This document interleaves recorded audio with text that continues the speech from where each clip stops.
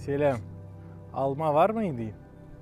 Yoksa sadece Apple iPhone'dan mı almaları görüyorsun?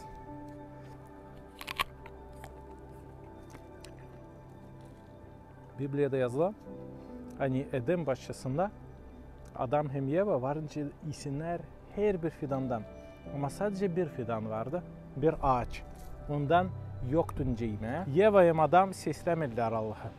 Karşı gittiler ona, seslediler şeytanı da idiler o meyveden.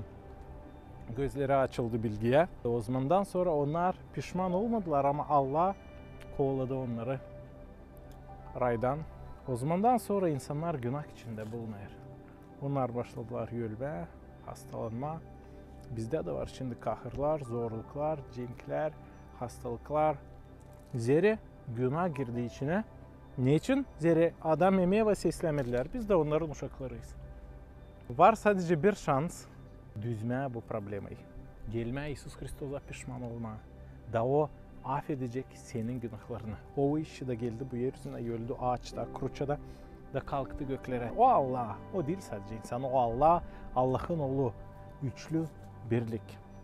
Da o zaman Allah seni affeder. Verir sana yeni şans. Değiştirir senin fikrini, senin yüreğini. Da o zaman değil günahlar. Ama doğru işler senin yaşamında başlayırlar olma en ilk yerde. Şimdi her bir ağaçtan varınca yiyelim. Zira şimdi ağaçlardan günahlar gelmeyin. Gelir fikrimizden, yüreğimizden, ağzımızdan. Dua et Allah'a kurtarsın seni günahlardan.